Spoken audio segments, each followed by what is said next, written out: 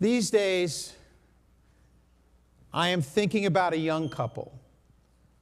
We should remember their names, Cheryl Milgram and Yaron Lashinsky.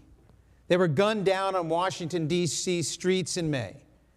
I could also add Governor Josh Shapiro, whose home was firebombed on Passover evening.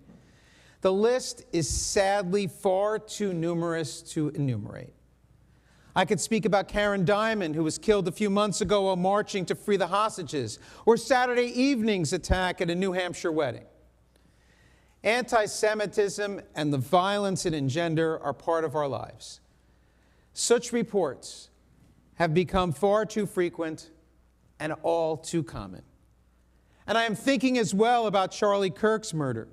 Political violence is on the rise. We no longer know how to calm our nerves or assuage our country's ills. We are afraid. We are worried about our nation. We are terrified about our community and where we stand as Jews. And so I have been thinking how best we can respond. How can we calm our fears? On this Rosh Hashanah morning, I wish to suggest some responses. I admit these are not original ideas. They are the age-old answers of my rabbinic forebears. That is always my impulse. When things get really, really difficult, double down on rabbinic wisdom. And the rabbi's answers to trauma and external forces beyond our individual control was to offer wisdom for the everyday. And their suggestions are the antidote to our fears. Here are their answers. Recite blessings and a firm argument. Allow me to unpack these two bedrock principles. Recite blessings. Like many, when I awake, the first thing I do is check my phone to see what messages and Instagram posts I may have missed since falling asleep. I also read through the Times of Israel, the New York Times, and the many other news outlets that I follow. I read several articles before rousing myself out of bed. Sometimes I send an article with some lengthy missive to the family group chat or to my brother. And so, by the time I get out of bed, I am on edge. This should come as no revelation. But social media and the iPhones are intent on creating a perpetual, excited and agitated state. This is what keeps people engaged. I then tried following more cooking influencers on Instagram, but that did not help. And then I tried a slew of tequila brands, but again, to no avail. The alerts about tragedy kept reappearing. A few years ago, and I admit before October 7th, and our now debilitating worries about Israel and the Jewish people, I tried another approach to the morning. I made myself read a poem first thing. Before I touched my phone, I insisted on grabbing hold of a book. I began with Mary Oliver's 1,000 Mornings. Listen to her words. Every day I'm still looking for God, and I'm still finding him everywhere. In the dust, in the flower beds, certainly in the oceans, in the islands that lay in the distance, continents of ice, countries of sand, each with its own set of creatures, and God by whatever name. On the morning of October 7th, I stopped somewhere in the middle of Billy Collins' Sailing Around the Room, and it remains dog-eared on page 38 by my bedside. Terrorism not only takes innocent lives, but it prevents us from tending to our inner lives. Take note of the phrase so often used, the luxury of the inner life. One needs the luxury of time to tend to it. But for my teachers and our rabbis, there was nothing luxurious about tending to the spiritual. It was essential. The rabbis did not turn their backs on politics or what was going on about them, although that was the Zionist critique of the rabbinic tradition. Take up arms against our enemies, they argued. Do not retreat to prayer, Zionism counseled. But isn't it interesting that modern-day Israelis are among the world's largest consumers of poetry? Perhaps the rabbis were right after all. Our rabbinic forebears did not, of course, read Mary Oliver or Billy Collins or Yehuda Amichai or Leah Goldberg, for that matter. For our rabbis, our prayers were their poems. And they, of course, instructed us to recite a blessing when awakening. They understood that the world's noise causes agitation and distraction. Although they could not have imagined social media and this triggering world we live in, they believed that filling our lives with blessings was in our hands. We must not wait to receive blessings. Instead, we create them ourselves by saying words. So here is my challenge to each and every one of us, including myself. Begin the morning with the words, Moda ani lefanecha. I give thanks to you, every living sovereign, that you have restored my soul to me in mercy. How great is your faith. Shehechazarta binishmati. You have restored my soul to me. Rabbi Meir once advised that we should strive to fill every day with the recitation of 100 blessings. And while that may seem excessive, imagine how different life might feel if we read 100 blessings rather than 100 posts or alerts. There is plenty of time to fill our day with the world's noise and controversies and pains, but it really is in our hands to create the blessings and to say them and to acknowledge them. That is Judaism's intuition. By saying them, we make them real. The words we utter can fashion a different reality than the one we inhabit. A soul filled with gratitude cannot be beaten down. We can banish fear by offering blessings. It's not that we're going to get rid of all the terrible things happening in the world. We're not going to make peace between Russia and Ukraine or Israelis and Palestinians by offering these prayers. But we will strengthen our souls by doing so. We will fortify ourselves so that we can go headfirst into the world's troubles. Now, people might now be saying, how quaint. While the world is on fire and the world is burning, the rabbi wants me to say blessings. Well, yes, that's exactly what our tradition says we're supposed to do. In fact, the last phrase of this prayer, Rabba emunatecha, how great is your faith, O God, is taken from one of the saddest books in the Hebrew Bible, the book of Lamentations. This book portrays the prophet Jeremiah's lament over the destruction of the first temple. And just like 2,500 years ago, we are not ignoring the world's traumas, but we are strengthening our resolve to face them. Start the day with a blessing. Begin the morning with gratitude. Allow your first moments to be filled with thanks. Then read through the alerts and the posts and the articles.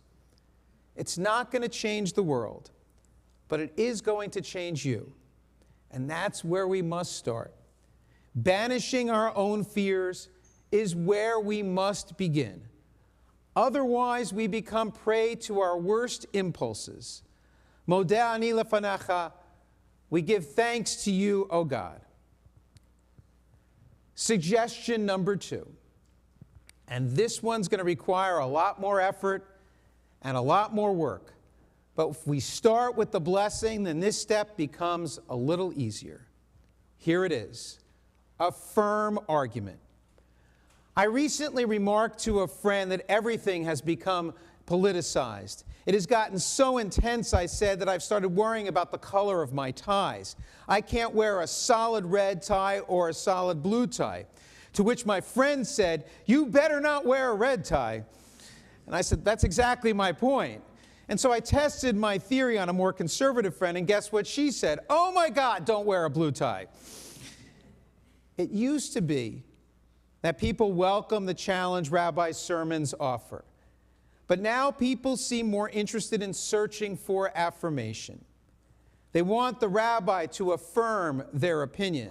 It's as if our virtual world has become real and there are like buttons in the seat pockets before you. And I appreciate affirmation just like everyone else, but to be honest, I much prefer argument and debate. Our society no longer appears able to sustain robust and even heated discussions. Either you agree with me or you are my enemy, is the mantra of today's world. And nothing is more antithetical to the rabbinic worldview than this notion. The Talmudic rabbis built an entire tradition around argument. They called it machloket l'shem shamayim, arguments for the sake of heaven. Most people think the Talmud is a law code. It is not. It is a record of discussions and debates.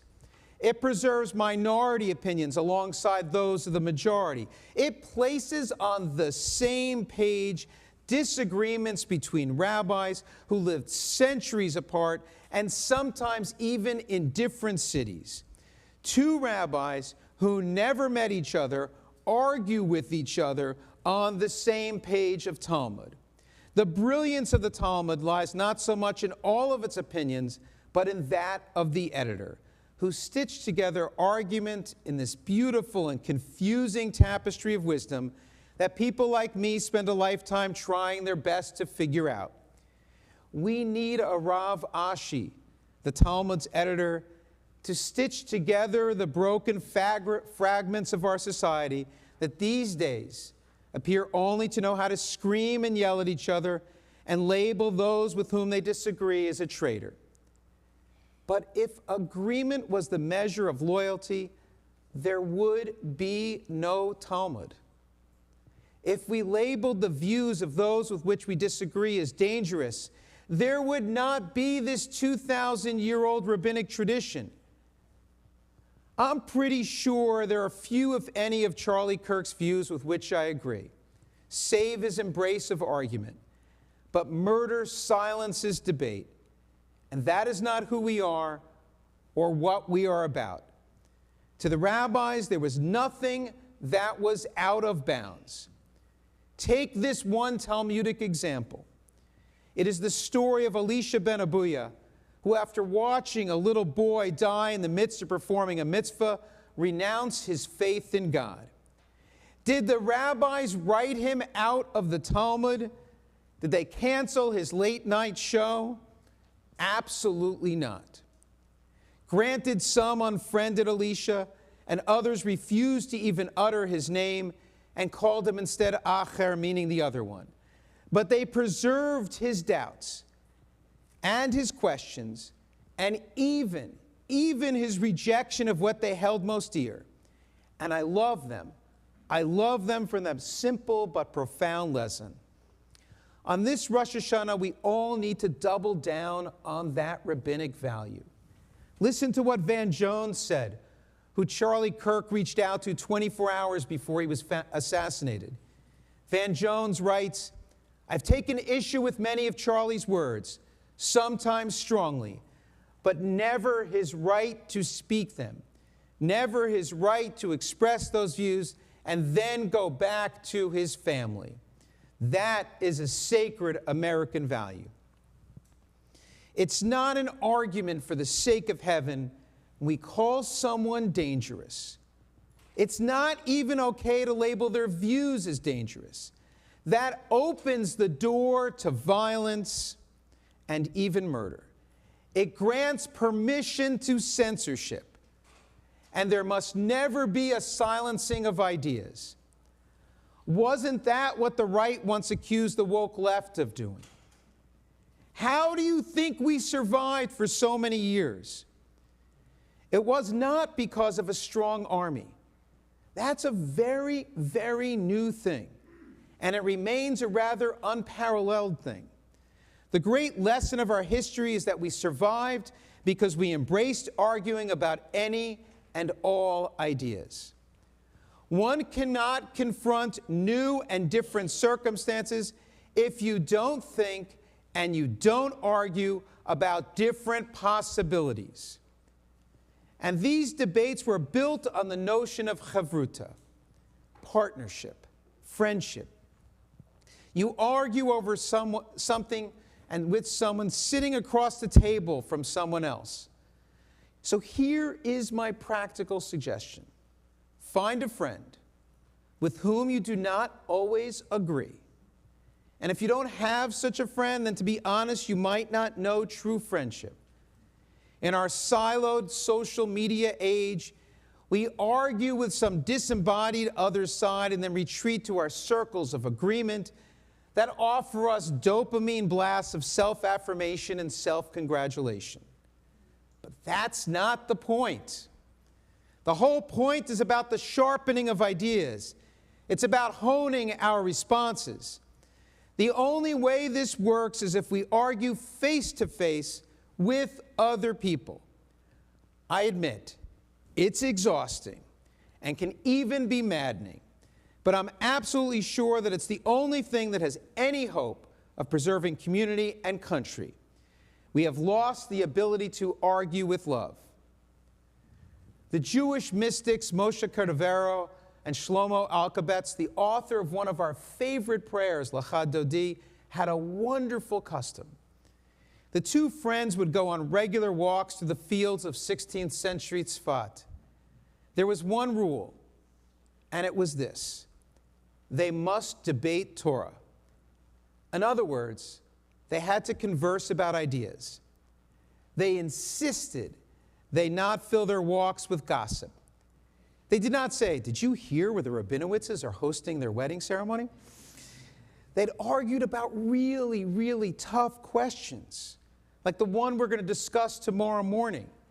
If two people are traveling in the desert and they only have enough water for one, should one person drink and thereby survive, or is it better that they both should die? People often think that mysticism is about removing ourselves from the world, but our mystics wish to engage with each other and engage with ideas. Want to know the best answer to such difficult, if not impossible, questions? Then find a friend and argue. What is the best response to anti-Semitism? Fight like we always have, with words. Of course we should make our institutions more secure. But the rabbis remind us that we're not arguing to convince. We are arguing for the sake of heaven. We have it all wrong. We think argument is about winning and losing. It is not. It is l'shem shamayim, for the sake of heaven. Too often we have taught that l'shem shamayim is all about how we argue. We have to argue with love and with respect. One cannot resort to ad hominem attacks. But I think it is much, much better to understand l'shem shamayim to be about the purpose of our arguments. It's for heaven's sake. It's for God's sake that we debate, not our own. So find a friend and go for a walk and discuss controversial and important topics. Listen to each other. Argue and debate about things that really matter. You're probably not going to change anyone's opinion. And the walk is probably not going to end with words like, "Wow, Rabbi, you are so wise. I was completely wrong. And you are so right. I now agree with everything you say."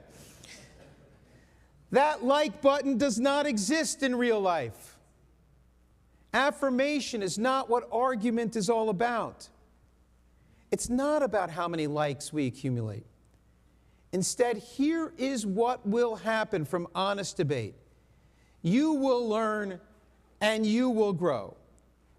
Keep in mind, it's not about us, but about heaven. It's all about God. We bring gratitude to God and arguments for God. That is what is going to fortify our souls and enable us to face the difficult times ahead. So one more bit of advice. Try keeping that in mind when you host an upcoming holiday dinner. Try not to play the role of peacemaker, who lays out rules for what is allowed and not allowed to be said around the family table. Instead, make sure everyone has enough time to express their views and argue their ideas. No shouting, no saying, "That's idiotic, you're stupid." Why must we only wrap our arms around those with whom we agree? Forbidden family topics are antithetical to our beloved tradition. There is a rabbinic value called shalom bayit, which is usually translated as peace in the home. And this may seem like it contradicts our embrace of argument. It doesn't always sound so peaceful when everyone is arguing at the Thanksgiving table. When some are saying Israel is committing genocide and others are shouting back, Israel is defending itself against Hamas's desire for genocide. Or when one person says immigrants are ruining this country, they're taking away jobs from you and me, and others are shouting back, immigration is what built this country. I don't care if they come here legally or not. We are a nation of immigrants. Passions can run high. Agreement remains elusive. Shalom seems to be like it was not even on the menu with all of those sweet potatoes. And so the peacemaker says, let's not talk about politics. And it says, did you hear where the Rabinowitzes are holding their wedding? I mean, Lador Vador doesn't even have a caterer. And Rabbi Moskowitz thinks we shouldn't eat lobster. I have come to believe that avoiding heated topics is not the shalom bayit the rabbis imagined. They wanted family harmony, of course. They believed firmly in relationships. They thought they could endure even the most strenuous of disagreements. Back to Elisha ben Abuya, who everyone called Acher and lost most of his friends because of his heresy. When no one else would talk to him, Rabbi Meir, the same guy who counseled us to say 100 blessings every day, continued his friendship despite his profound disagreements with Elisha. No one was filled with more faith than Meir, who, even though he buried 2 children, held on to his abiding belief in God's providence. On one Shabbat, Rabbi Meir saw Elisha riding his horse. And what did Rabbi Meir do? Did he castigate his friend and teacher for his Shabbat transgression?